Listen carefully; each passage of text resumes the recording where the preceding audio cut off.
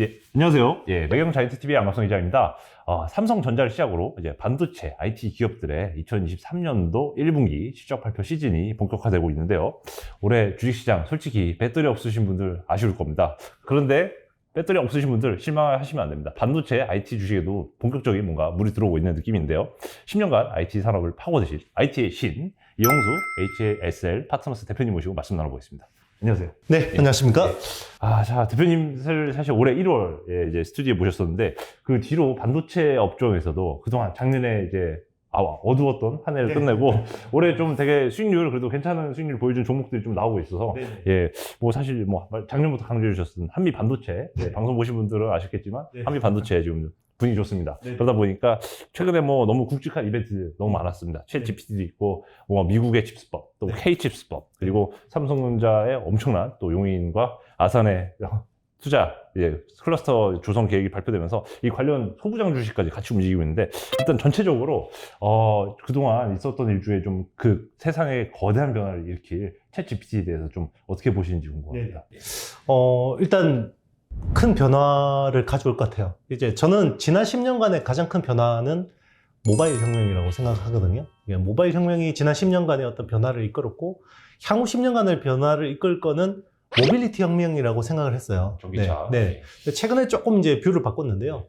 모빌리티 혁명보다는 오히려 AI가 좀 주가 되지 않을까라는 생각을 좀 해요. 그러니까 CP&D로 세상이 바뀐다 그랬잖아요. 이제 콘텐츠 플랫폼, 네트워크 디바이스 이런 식으로 바뀌는데, 이 AI를 그냥 담는 그릇의 어떤 역할을 하지 않을까, 모빌리티가. 그런 생각을 좀 하고 있습니다. 그렇군요. 그러면 이 챗GPT 일단 당장 수혜주만 좀 꼽아보자면 엔비디아가 일단 당장 눈에 많이 띄었고, 또 그 오픈 AI에 지분 투자를 한 뭐 마이크로소프트 이 두 개가 일단은 대장주고, 구글이 이제 하냐 마냐, 그리고 한국에 있는 수많은 뭐 셀바스라든지 뭐 솔소스 등등의 다양한 AI 업체들도 관련주를 일단 묶어서 작년 말과 올해 초에 좀 강세를 좀 주가가 좀 뜨기도 했는데, 과연 챗GPT 이후에 말씀하신 대로 큰 변화라면은 뭔가 이 한국의 관련주에 투자하는 게 맞는 건지, 아니면 그냥 미국의 대장주로 가는 게 맞는 건지 좀 궁금합니다. 일단 이제 하드웨어는 반도체 쪽으로 보는 게 맞는 것 같아요. 일단 이제 엔비디아 쪽에 관련된 업체들은 이제 유망한 것 같고요. 그리고 이제 마이크로소프트도 확실하게 이제 수혜를 보는 쪽으로 보는 게 맞고요. 그런데 이제 국내에 어떻게 보면 이제 어플리케이션 모델들, 이제 AI 업체들은 좀 약간 거품이 있는 것 같습니다. 제 개인적인 생각으로는. 왜냐면, 예전에 있잖아요. 피처폰에서 스마트폰으로 바뀌었을 때, 같은 휴대폰이잖아요. 그런데 피처폰 때 있던 서프라이 체인이 스마트폰으로 못 들어가는 경우가 되게 많았었어요. 근데 지금은 이제 AI라는 어떤 기술 자체가 사실 GPT가 메인스트림이 될 줄 잘 몰랐던 거죠. 네. 왜냐면 GPT 1, 2가 나올 때까지 별로 임팩트가 없었거든요. 이게 3부터 이게 챗 GPT라는 게 확 붐업이 됐기 때문에 지금은 굉장히 급하게 뭔가 진행이 되는 상황이고, 그래서 사실 수혜주들이 그렇게 많지가 않아요. 아직까지는. 그런데 이제 지금은 이제 어떤 오픈 AI가 파운데이션 모델로서 어떻게 보면 이제 이런 기본적인 어떤 인프라를 제공해준 어떤 그 기조로 가고 있고, 여기서 이제 어떤 톡톡 튀는 어플리케이션들이 나오겠죠. 이제 거기서 뭐 앵그리버드 같은 업체들이 나올 수도 있는 거고, 이제 그런 것들을 좀 지켜봐야 되는데, 기존에 어떻게 하던 업체들은 사실은 약간 좀 크게 관련이 없는데도 불구하고 좀 이제 많이 좀 주가가 과도하게 올랐던 측면도 있습니다. 알겠습니다. 그러면 또 하드웨어 측면도 되게 강조해 주셨는데, 당장 엔비디아의 하드웨어를 공급하는 업체로는 SK 하이닉스가 좀 떠오르는데, 사실 요즘 또 삼성전자 SK 하이닉스 중에서 유독 SK 하이닉스만 좀 못 나가고 있지 않습니까? 이 최근에 이런 차별화가 뭐 일단 크게는 당장은 뭔가 미중 갈등 심화와 또 중국의 팹 비중이 높은 SK 하이닉스의 좀 공매도나 이런 게 좀 집중되기도 했는데, 이 두 개 그 대장주에 대해서는 좀 올해 상반기 좀 전반 어떻게 보세요? 일단 이제 엔비디아의 GPU, General Purpose GPU라는 게 이제 AI 연산에 서버용 AI 연산에 적합화된 칩이고, 그게 이제 지금 쓰는 거는 하이엔드가 A100이라는 칩이에요. 이제 그 암페어 기반이고, 이제 향후 이제 차세대 제품이 호퍼 기반의 H100이라는 칩인데, A100하고 H100은 둘 다 기본적으로 SK 하이닉스의 HBM, 하이 밴드위스 메모리라는 이제 DRAM 덩어리를 써야 돼요. 이게 굉장히 비쌉니다. 이게 지금 40기가하고 80기가짜리 두 개 제품 라인이 있는데, 아직까지 뭐 대량 생산이 아니기 때문에 뭐 가격은 좀 더 나중에 달라질 수 있지만, 40기가가 1,500만 원, 80기가가 2천만 원이에요. 그리고 칩 하나가 지금 예. 그게 수천만 원이거든요. 네. 엄청나네요. 네, 엄청난 거거든요. 그래서 이게 뭐 엔비디아 덕분에 챗GPT 수요 덕분에 이제 SK 하이닉스가 수혜를 보는 건 맞지만 이게 전체 매출, 그러니까 디램 매출에서 차지한 비중이 아직 5에서 10%밖에 안 돼요. 아직 그렇게 비중은 크지 않아요. 맞습니다. 네. 그래서 이제 이걸 가지고 SK 하이닉스 주가를 땡겨 올리기는 기존 주력 캐시카우가 안 좋기 때문에 좀 한계가 있고, 대신에 이제 여기에 좀 찐으로 수혜를 보는 업체들이 이제 있죠. 대표적인 한미 반도체가 네, 요 HBM을 만들기 위해서는 이제 요게 그 디램 칩을 16개를 이렇게 네. 수직으로 적층을 해야 돼요. 네. 요 적층할 때 붙이는 장비, 본딩 장비를 이제 TSV, TC 본딩이라는 장비를 이제 한미 반도체가 독점하기 때문에 네. 여기가 이제 사실 제일 환호하면서 많이 올랐던 거고. 그렇죠. 네. 그런데 이제 앞으로 이제 모든 어떤 AI 칩들이 이런 식으로 갈 수밖에 없어요. 구조가 이제 굉장히 복잡한 이종 칩끼리 이제 집적하는 이제 헤테로지니어스라고 하는데, 이제 이런 식으로 계속 갈 수밖에 없고, 그러면 이쪽에서 어드밴스드 패키징이라는 기술이 계속해서 주목받을 수밖에 없어요. 예. 최근에 이제 삼성이 AVP라는 어드밴스드 패키징이라는 신규 조직을 만들었고, 거기 부사장 조직이잖아요. 예. 네. 그리고 엠코 테크놀로지 인수도 지금 검토를 하고 있는 거고. 예. 네. 그래서 앞으로 이쪽을 계속 키울 수밖에 없기 때문에 국내에서 어드밴스드 패키징 이제 수혜를 보는 가장 핫한 회사 두 개 있어요. 네. 네. 한미 반도체하고 이오 테크닉스. 거기서 하나 더 보자 그러면 이제 인텍플러스라는 3D 네. 검사 장비 하는 네. 회사들, 그리고 이제 원자핵 미경하는 파크 시스템즈 뭐 이런 회사들까지 좀 포함을 해서 볼만하다. 그리고 최근에 급등했기 때문에 지금은 조금 이제 주가가 부담스러운 수준에 있는 건 사실인데요. 이게 어느 정도 좀 아름다운 조정을 거치고 나서 뭔가 좀 추가로 다시 우상향하는 거는 확실할 것 같아요. 2차 전지도 이렇게 오르다가 또 네. 좀 거칠게 조정받았다가 다시 오르고 그러잖아요. 네. 챗GPT도 그렇게 갈 것 같아요. 그러면 말씀하신 한미 반도체, 이오 테크닉스, 인텍플러스와 파크 시스템즈 정도를 말씀해 네. 주셨는데, 일단은 작년에 일단 네. 한미 반도체를 일단 탑픽으로 제시하셨다 보니까 일단 네. 작년에 뭔가 이걸 투자를 하셨거나 투자 계획을 하셨던 분들이라면 네. 이제 지금에 와서 판단을 한번 다시 할 때가 된 것 같아요. 네. 한미 반도체 주주라고 기존 주주가 있다고 가정하고 네. 이분들이 현재 뭐 수익을 그래도 좀 내고 있다고 네. 가정할 때 네. 그 대표님께서는 좀 어떻게 지금 장기적으로 좀 끌고 갈 만하다고 네. 추천해 주시는지, 아니면 적당히 좀 물량을 좀 줄이고 나중에 다시 한번 탑승 기회를 노리라고 하시는지.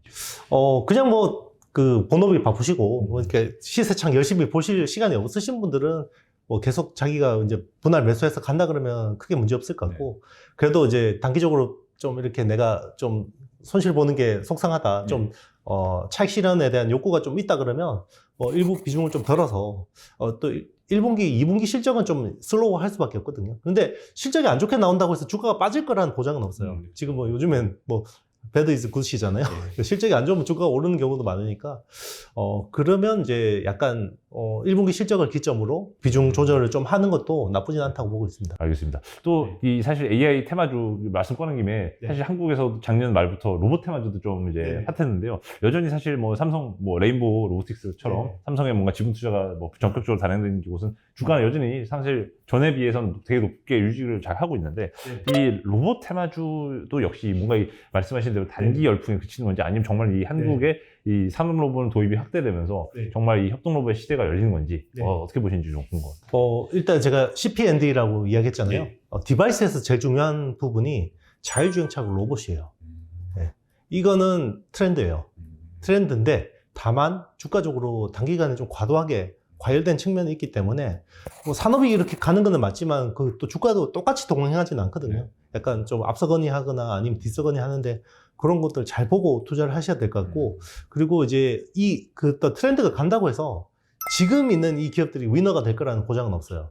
예전에 인터넷 시대가 뭐 그때 열렸을 때 사실 그 초창기에는 구글이 위너가 될 줄 아무도 몰랐죠. 야후도, 그렇죠. 라이코스도 있어요. 야후도, 라이코스, 뭐 엠파스, 네. 하미르, 그럼 엄청나게 많은 검색 엔진들이 다 없어졌잖아요. 네. 근데 결국은 지금은 이제 국내는 네이버, 그리고 뭐 그렇죠. 해외는 구글 뭐 이런 식으로 재편되기 때문에 그 기술 방향이 맞다, 트렌드도 맞다고 해서 지금 내 가지고 있는 주식이 100% 확실하다는 보장은 없기 때문에 너무 비싸면 좀 너무 조심해서 매매하는 게 좋지 않을까 생각합니다. 지난번 방송에서도 대표님께서 아무래도 감속기, 로봇도 네네. 감속기 쪽도 좋게 보시면서 SPG라든지 이런 네네. 정보도 말씀해 주셨는데, 이 로봇 감속기 쪽은 좀 여전히 네. 비전이 괜찮다고 보시나요? 그때보다 많이 올랐죠. 네.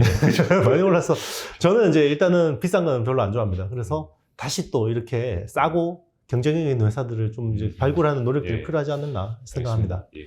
그러면 좀 다음 질문으로 좀 넘어가려고 하는데 사실 이 대표께서 또 3프로 등 다양한 방송에서 이제 미국의 칩스법 통과하면서 네. 이게 거의 한국의 반도체 산업을 옥죄는 제2의 미일 반도체 협정의 재현이다 이렇게 강조를 해주시면서 사람들이 진짜 많이 걱정을 해주시고 그거 덕분인지 몰라도 한국에서도 이제 반도체 산업을 진흥하기 위한 K-칩스법이 통과되면서 네. 이 분위기가 또 어쨌든 그렇게 나쁘진 않다 네네. 쪽으로 이제 온 것 같아서 네. 이 실제로 이제 반도체 업종을 많이 보시는 입장에서 네. 이 미국의 칩스법 그리고 네. 이후의 K-칩스법과 이후 잇따른 삼성의 투자 발표 이런 게 좀 일련의 흐름을 통해서 뭔가 투자 포인트를 좀 네. 이제 투자자들이 많이 관심을 가져야 될 부분이 있다면 어느 네. 점이라고 보시나요? 일단 이제 미국 칩스법은 생각보다 너무 안 좋게 나왔죠. 뭐 이제 이 공유제 이야기 나왔고 기술 유출에 대한 우려도 나왔고 그리고 중국에 대한 가드레일 조항 뭐 이런 것들이 나왔기 때문에 주가적으로 좋을 게는 없죠. 근데 그게 이제 프라이싱이 어느 정도 돼 있는 상황에서 전화위복이라고 해서 좀 생각지 않았던 호재가 나왔죠. 그게 이제 K-칩스법이 여야 합의로 통과가 됐고 예. 사실 그 전까지만 해도 통과되는 분위기가 아니었거든요. 맞습니다. 이게 또 뭐, 국회에서 또 표류를 하다가 또 무산되는가 보다라고 했었는데, 이게 또 미국의 어떤 그 독소 조항 때문에 오히려 통과돼서 세공제를 받게 된 측면이 있죠. 지금 이제 대기업 같은 경우는 8%에서 이제 15%까지 높아졌고, 예. 그리고 이제 중소기업 같은 경우 16%에서 25%까지 네. 세공제를 받게 되기 때문에 좀 큰 어떤 마중물 효과가 될 수 있을 거라고 보고 있고요.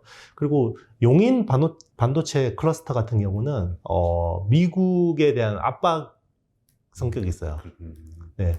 왜냐하면 삼성이 미국에 투자하기로 한 금액이 250조예요. 네. 이제 테일러, 오스틴, 예. 네네. 네. 거기에 이제 향후 7공장, 8공장까지 뭐 네. 계획이 있었던 걸로 알고 있는데 그 250조 투자하기로 이제 그 지자체하고 MOU까지 했었고. 용인에 300조를 20년 동안 투자한다 그랬잖아요. 네. 그러면 560조를 다 투자할 수가 없죠. 550조를. 네. 그러면 그게 뭔 말이냐면, 미국 정부가 계속해서 칩스법처럼 저런 식으로 해서 우리를 어떻게 보면 억압을 하면 반대급부로 그럼 국내 투자를 늘리게 해서라는 거예요. 그거를 이제 아마 바이든 대통령도 알고 있을 거예요. 그래서 이번에 약간 뭔가 미국 정부가 약간 양보해주는 어떤 모양새들이 나오는 것도 사실상 그런 효과가 있다고 보고 있고요. 근데 또 미국은 녹록하지 않죠. 호락호락하는 상대가 아니에요. 그래서 이걸 가지고 뭘 가지고 공격할까? 라고 생각해 보면 결국 그 ESG, 아리백, 탄소 중립하고 아리백 가지고 아마 한국을 압박할 가능성이 높아요. 네.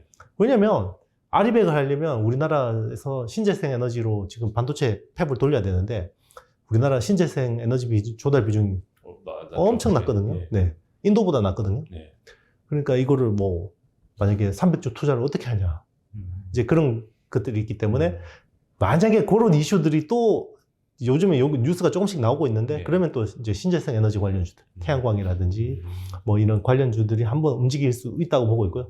그러니까 이제 악재는 악재죠 우리 산업에. 그런데 이제 또 그걸로 인해서 또 떠오르는 테마들이나 모멘텀들도 있다라는 거죠. 네. 안 그래도 사실 당장 뭔가 4월 26일 이제 이 방송이 이제 그 전에 뭔가 개최된다는 걸 전제 말씀드린 건데 4월 26일에 예정된 한미 정상회담에서도 네. 이 마찬가지로 이 기업 총수도 이제 대통령과 같이 넘어가면서 네. 마찬가지로 미국의 그 칩스법에 대한 양보에 뭔가 네. 독소 조항에 대한 협의가 이루어질 거라고 당연히 기대를 하기 마련인데 네. 뭔가 그 이후 이벤트에서 뭔가 좀 네. 변수가 좀 확실히 발생할 것 같다고 보시나요? 일단은 뭐 기대하는 부분은 일단 이제 그 미국이 중국 투자에 대한 부분을 장비 반입에 대한 네. 걸 1년 유예를 해줬는데 그게 올 10월에 끝나요. 네. 추가 1년 유예 받는 게 굉장히 중요합니다. 네. 그러니까 약간 이런 것도 있어요. 약간 음모론적이긴 예. 한데요. 이제 그 에치슨 라인이라고 네. 이제 미국이 그 어떤 동맹국들의 안보 라인이 있잖아요. 네. 그 반도체를 기반으로 한 신 에치슨 라인이 있는데 그 어떻게 보면 중국에서 그 어떤 반도체 기업들이 철수하는 거는 예. 미국 기업도 똑같이 맞았고 대만도 맞았고 우리나라도 맞았는데 약간 우리나라한테는 오히려 배려를 하는 듯한 모습을 보였죠. 1년 유예를 해주고. 근데 미국 기업들한테는 그런 거 없었죠. 그러네요. 그런데 미국 기업들은 너무 스무스하게 잘 나온다 생각이 안 들어요. 그러네요. 네. 원래 우리도 같은 혜택을 한국 기업과 줘라 이렇게 할 수 있는데요. 그렇죠. 예. 그러니까 사전에 아마 기뜸을 했을 거라는 추정이 있는 거죠.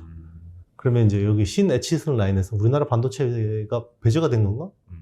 라는 이제 걱정이 되는 거고. 사실 이제 그러면 기업은 그렇거든요. 뭔가 시간을 주면 대응을 할 수 있는데 뭔가 갑자기 일어나 버리면 그걸 다 두들겨 맞아야 되는 거예요. 사드 사태처럼. 그래서 이제 이게 이제 의미하는 바는 정말 대미 외교를 잘해야 된다. 예. 네. 그리고 어떤 로비를 잘해야 된다. 네. 그리고 미국 정계에 우리의 어떤 이익을 대면할 수 있는 그런 어떤 네트워크와 어떤 힘들을 만들어 놓는 게 필요하다 이런 생각이 듭니다. 아무래도 이제 중국의 발뺄 시간을 좀 충분한 시간을 좀 달라. 네네. 이런 식으로 이제 미국의 로비를 하는 게 또 네. 미국 로비가 합법화된 또 맞습니다. 미국 의회를 합법입니다. 대상으로 네. 하는 게 필요하다 말씀 주셨는데 네. 사실 중국도 가만히 있는 거 아니지 않습니까? 네. 이 최근에 사실 중국도 미국 마이크론에 대한 뭔가 네. 규제에 나서면서 이 미중 간의 반도체를 둘러싼 패권 전쟁이 가열차게 되고 있고 네. 중국은 최근에 일본에도 막 이 히토류 자석, 네. 특히 이제 모터 제작, 전기차에도 많이 들어가는 이 모터 제작 필수적인 뭐 히토류 수출 금지를 검토한다는 뭐 보도가 있었는데 네. 이것 때문에 이제 사실 한국의 반도체도 미국으로부터 압박을 받지만 중국에서도 다시 한번 또 압박을 받는 게 아니냐 네. 이런 걱정도 있더라고요. 네. 또 반대로 중국의 폐비 있는데 중국 입장에서는 굳이 한국 반도체를 더 괴롭히진 않을 거다. 네. 뭐 이런 의견인데 어떻게 보시나요? 뭐 일단 둘 다 발생 가능성이 있는데요. 일단 이제 중국이 그 마이크론 압박하면 결국 삼성전자하고 SK하이닉스가 반사이익을 보는 건 사실이에요. 그런데 사실 뭐 그 마이크론의 중국 팹이 그렇게 뭐 이렇게 경쟁력이 있는 팹이 아니거든요. 우리는 근데 굉장히 첨단 팹이에요. 삼성 이제 시안 팹이라든지 SK하이닉스의 우시 뭐 이런 쪽은 굉장히 첨단 팹들이거든요. 그래서 좀 입장이 조금 다를 수도 있다는 생각이 들고 중국도 뭐 고민할 거예요. 메모리라는 건 반드시 필요한 건데 전자제품을 만들기 위해서 필요한 건데 마이크론을 만약에 뭐 계속해서 뭐 압박을 해서 뭔가 이거를 누른다 그러면 결국 우리나라 제품을 또 쓸 수밖에 없는데 또 우리나라 같은 경우도 또 똑같이 미국한테 동조를 해서 중국에 대해서 약간 봉쇄를 하는 입장이기 때문에 굉장히 뭐 이게 쉽지 않은 판단일 거라 생각이 들고 제 개인적으로 생각으로는 오히려 좀 으름장 차원이 아닐까. 왜냐면 중국 국민들이 보기에는 인민들이 보기에는 우리가 계속 미국한테 당하는 것 같은데 우리가 상응한 조치가 별로 약하다. 네. 그러면 이제 오히려 지도자에 대한 불신이나 이런 부분이 생길 수 있기 때문에 약간 그냥 보여주기식, 그렇군요. 네, 실효성을 보고 하는 정책이라기보다는 좀 보여주기식 같은 느낌이 있어요. 네. 그럼 이것도 여쭤보고 싶습니다. 사실 삼성전자 용인에 대한 이 클러스터 조성 계획이 어떻게 보면 이제 미국에 대한 시선 성격도 있다 말씀해 네. 주셨는데 이 어떻게 보면 이제 용인 투자가 발표된 이후로 이 소부장 쪽 특히 네. 삼성과 뭔가 밸류체인 이상 연결이 되는 기업들 특히 시스템 반도체 쪽 기업들은 너무 이제 강하게 잘 올랐는데 일단은 이 소부장 기업들 라인 혜택을 받는 라인을 어느 정도로 좀 그 기업들을 좀 꼬아보는 게 선별을 하는 게 좋을지 좀 궁금합니다.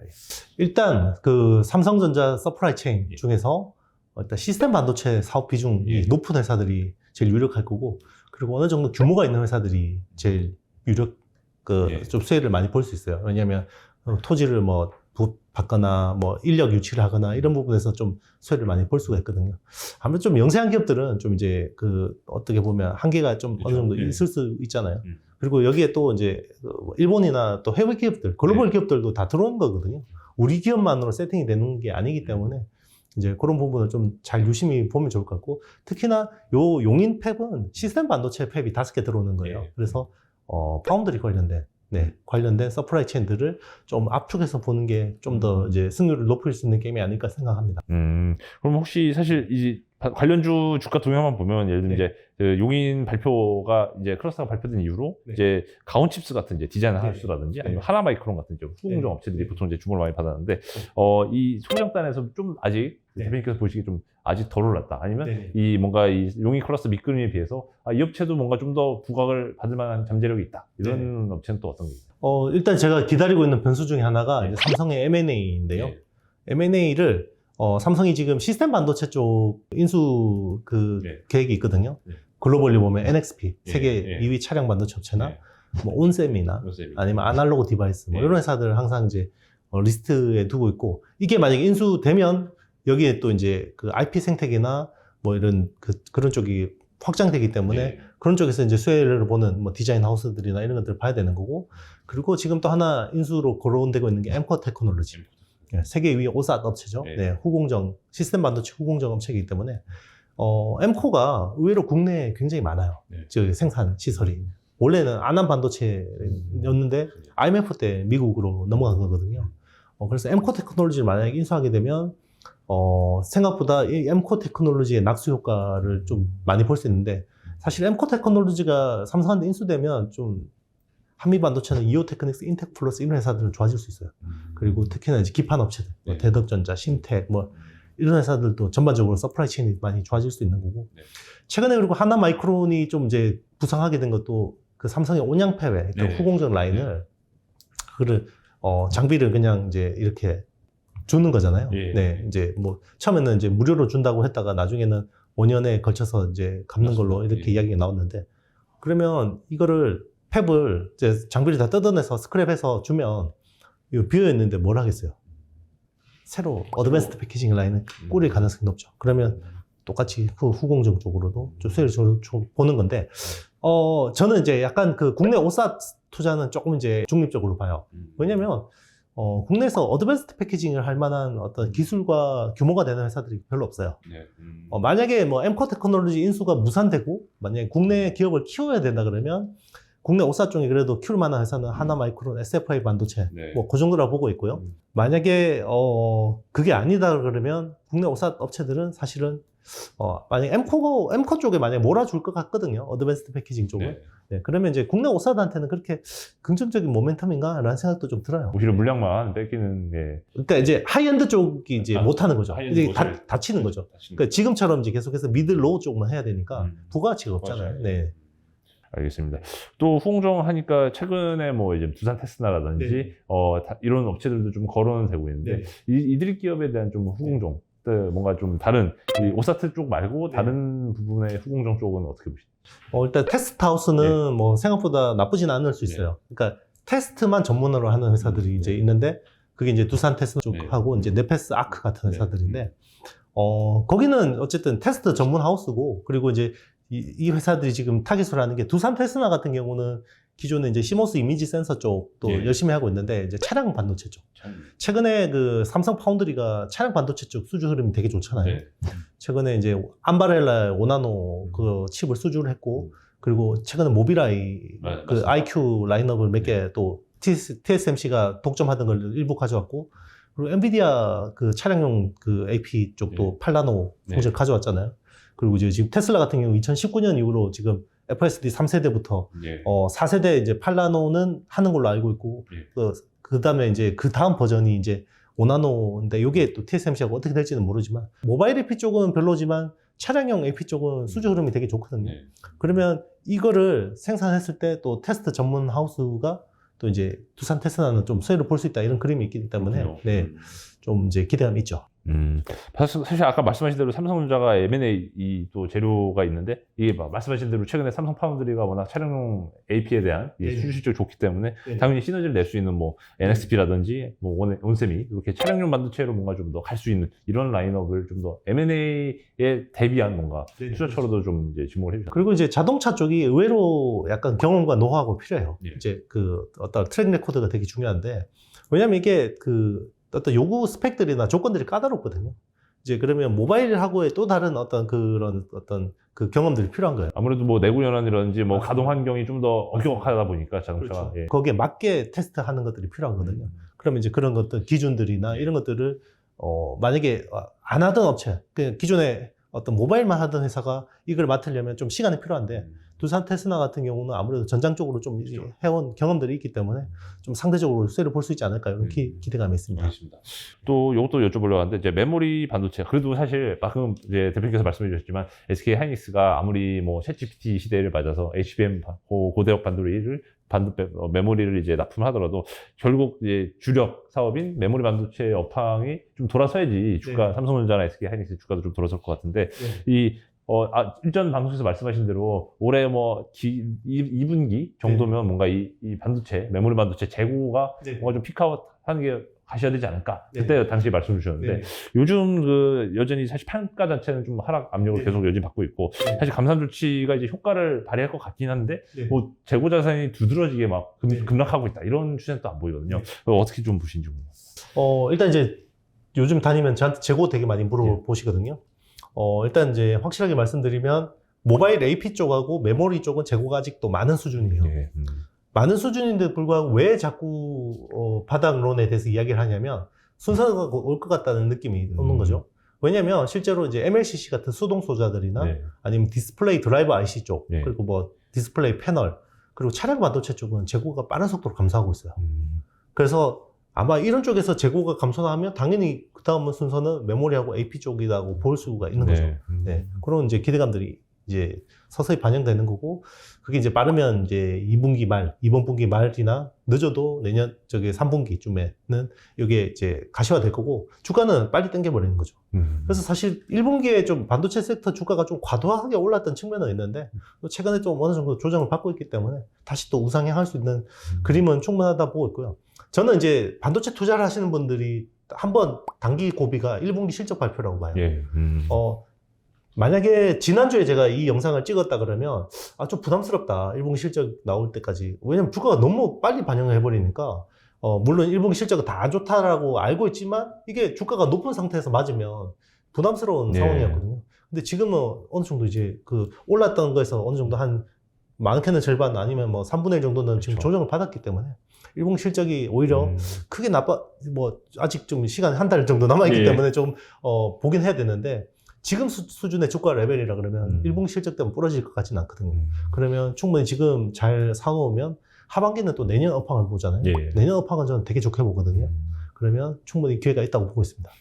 말씀하신 그러면 재고 언급하시면서 MLCC 쪽 라인도 말씀 주셨는데, 어떻게 보면 이제 뭐 MLCC라고 하면 삼성전기 같은 뭐 대표 종목이 좀 떠오르는데, 그럼 이들 종목도 역시 사실 작년에 참 뭔가 이제 이런 MLCC 수요에 대한 뭔가 좀 이 호재가 얘기되면서 좀 주가가 사실 등락을 했었던 기억이 있는데, 이 삼성전기 같은 종목은 좀 어떻게 한번 업데이트를 하면 좋을까요?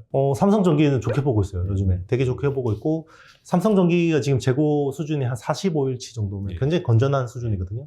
이번에는 사실 MLCC 재고를 굉장히 선제적으로 대응했던 측면이 있어요.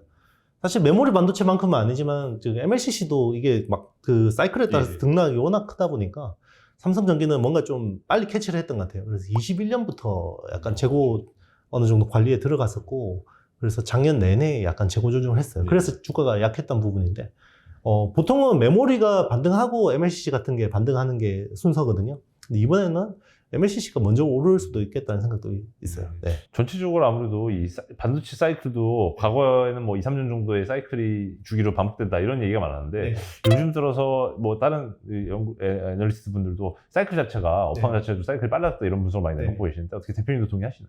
네, 정보가 너무 많아요. 이게 어떤 시장 참여자들이 너무 그 정보가 많다 보니까 스마트해진 측면들이 있고, 이 사이클에 이제 대응하려는 어떤 그런 것들이 약간 뭔가 이제 상황을 과거하고 다른 패턴으로 만드는 것 같아요. 그래서 사이클이 굉장히 압축적으로 일어나고, 꺾이는 것도 굉장히 빨랐지만 반등하는 것도 생각보다 빠르다 이런 느낌이 있어요. 네. 그래서 오히려 사실 뭐 진짜 반도체 주식 사놓고 2, 3년 기다려야 되는 거 아니야 라고 걱정하시는 분들은 진짜 어떻게 보면 사이클 자체가 빨라진 걸 좀 염두하시는 것도 좋을 것 같습니다. 또 이것도 여쭤보고 싶습니다. 삼성이 사실 용인 시스템 반도체 클러스터 말고도 충남 아산에도 조단이 이제 올레드 디스플레이 기술 초격자를 확보한다고 이제 발표를 했는데, 이게 아무래도 삼성전자가 올레드에 투자를 이제 대규모로 결정한 배경이 혹시 더 보이시는 게 있는지 궁금합니다.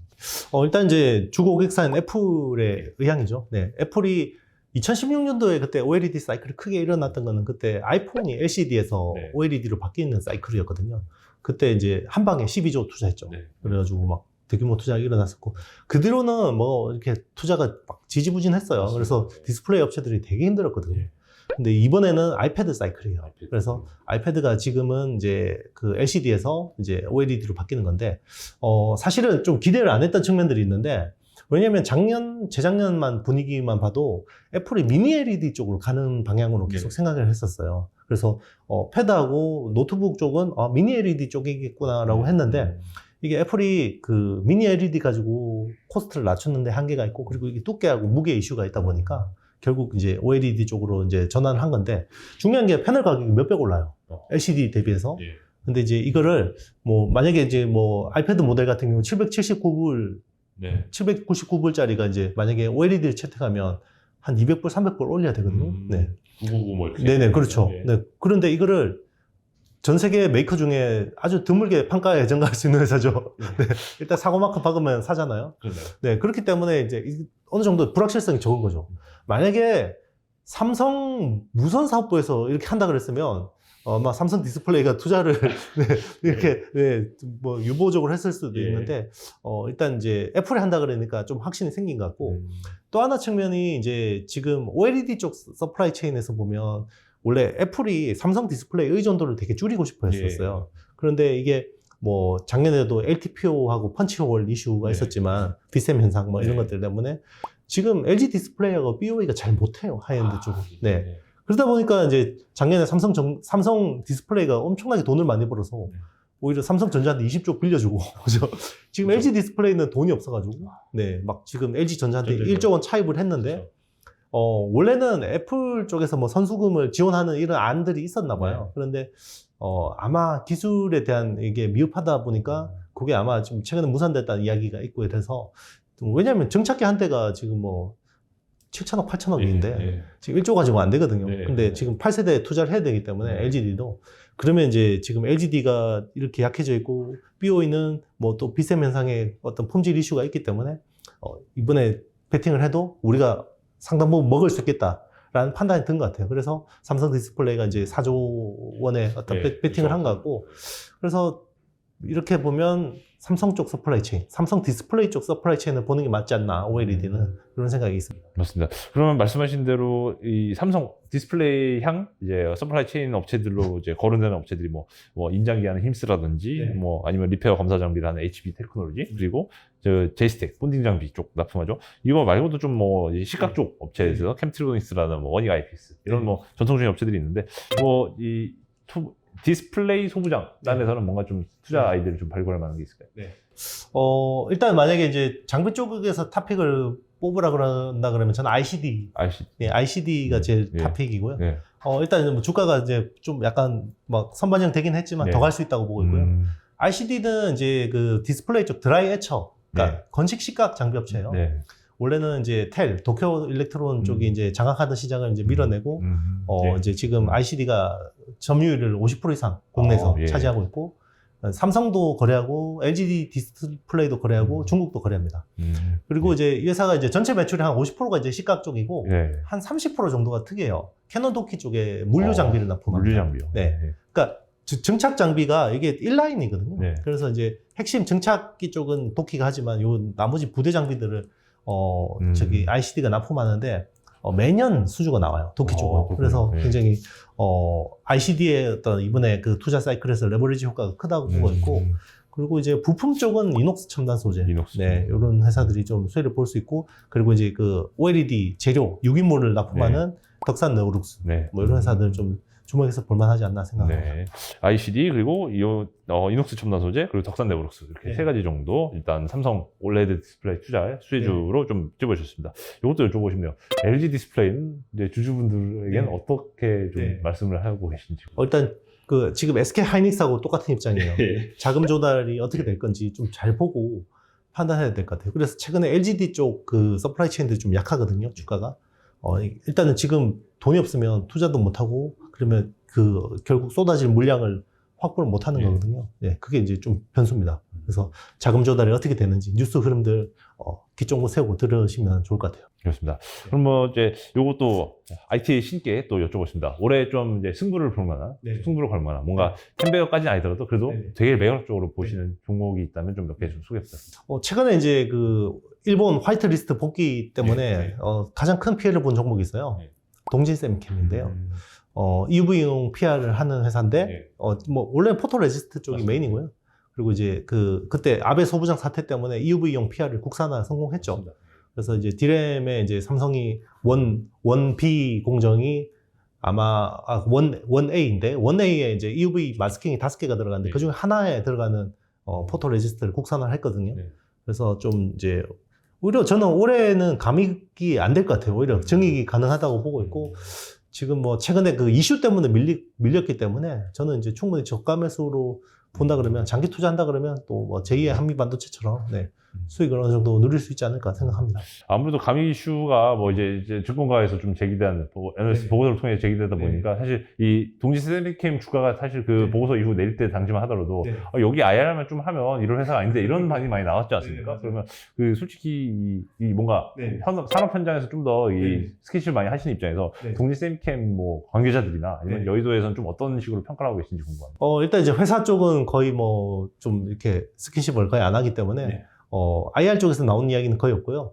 오히려 이제 삼성 쪽이나 이런 쪽 이제 이야기를 들어보면 아베 소부장 사태가 터졌을 때 그 국내 PR 그 국산화율이 한 자릿수밖에 안 됐었거든요. 그런데 이제 그게 지금 3, 4년 지났잖아요. 그래서 일본 소재 비중이 77%까지 낮아졌고요. 그리고 미국에 이제 듀폰이라는 회사를 끌고 와서 10% 정도를 담당하고 있고 지금 동진 세미캠이 한 12% 정도 차지하고 있어요. 근데 2025년까지 동진 세미캠 비중을 30%까지 늘리는 게 삼성의 계획인 걸로 알고 있습니다. 그렇기 때문에 뭐 지금 어떤 그 단기적인 어떤 재료 때문에 멀티플이 디레이팅 되면서 주가가 빠진 건데 실적은 탄탄하기 때문에 다시 멀티플이 리레이팅 되는 거에 좀 기대하는 부분은 2차 전지 쪽 재료. 지금 CNT 도전제나 실리콘 첨가제 쪽에서 이제 유럽의 노스볼트나 삼성 SDI 쪽에 납품이 진행이 되고 있기 때문에 이런 부분에 다시 한번 또 시장에 주목을 받을 수 있지 않을까 생각합니다. 2차 전지 말씀을 하시다 보니까 이제 동지세미가 이제 2차 전지 쪽으로도 일단 도전제 쪽 이쪽 향으로도 이제 좀 이제 납품을 실제로 이어지고 있다고 말씀하셨는데 2차 전지에 대해서 요즘 논란이 많지만 뭐 다들 이제 배가 아프신 분들도 있고 재미를 많이 봤다 이런 분들도 많을 텐데 뭐 2차 전지 뭐 섹터에 대한 뭔가 이 투자자로서 그냥 대표님께서 그냥 일반적인 주식 투자자들에게 뭔가 해주고 싶으신 말씀이 있으실까요? 일단 싸게 사셔가지고 수익이 많이 나신 분들은, 조금씩 이제 뭐 비중을 조금씩 이제 이렇게 현금화하는 것도 나쁘지 않을 거라고 생각이 들고요. 그리고 이제 지금 들어가시는 분들은 정말 트레이딩에 뭔가 이 자신이 없으신 분들은 섣불리 지금 들어가기는 좀 되게 저는 위험한 구간이라고 봐요. 그러니까 내가 들어가더라도 손절하고 자르고 잘 나올 자신이 없으면 오히려 좀 다른 섹터를 보는 게 낫지 않을까 생각합니다. 그 반도체 섹터가 2차 전지에 비해서 상대적으로 좀 더 많이 덜 오른 감은 있으니까요. 뭔가 좀 반도체 업종으로 좀 순환매가 좀 들어올 가능성 올해 어느 정도로 또 보시나요? 뭐 일단 이제 지금 뭐 그 메모리 반도체 바닥을 잡는 게 제일 중요한 것 같고요. 일단 반등에 대한 부분은 결국 메모리 재고 감소가 제일 중요한 포인트고 어느 정도 반등, 기술적 반등하고 난 다음에 거기서부터 어떻게 더 갈지 한 번 더 옆으로 기고 갈지는 시스템 반도체에 대한 부분이라고 봐요. 그게 이제 결국 지금 제일 중요한 삼성전자의 3나노 게이트-올라운드 공정의 성공 여부, 그리고 이 3나노 공정의 주요 고객사, 뭐 글로벌 팹리스 중에 뭐 엔비디아라든지 퀄컴이라든지 아니면 삼성의 엑시노스라든지 이런 어떤 주요 고객사를 유치하는 거, 그게 또 중요한 어떤 그 주가 흐름의 변수가 될 것 같습니다. 네, 감사합니다. 뭐 전체적으로 이제 IT의 신께서 또 전체적인 괜찮은 종목들 좀 찝어주셨는데 마지막으로 한 말씀 부탁드려도 될까요? 네. 일단 저는 이제 지금은 약간 공포보다는 뭐 약간 희망을 좀 보는 구간이라고 보고 있습니다. 그래서 계속해서 1분기에서도 뭐 SV뱅크 같은 경우 뭐 파산 이슈도 나오고 했지만 결국 시세는 계속 슬금슬금 올라갔거든요. 그래서 항상 주식 시장은 그런 것 같아요. 이게 기다리는 조정은 안 하고, 어떤 시세는 또 근심의 벽을 타고 오른다라는 생각이 듭니다. 지금은 저번에 나왔을 때하고 크게 다르지 않습니다. 올해는 매크로보다는 마이크로, 그리고 종목, 섹터 열심히 공부하시면 수익 낼 수 있다고 생각합니다. 네, 알겠습니다. 다음에도 IT의 신 이영수 대표님 모시고 쏠쏠한 뭔가 좀 도움될 만한 종목 정보들을 다시 한번 방송해 드리도록 하겠습니다. 지금까지 자이언트TV 양승일이었습니다. 감사합니다.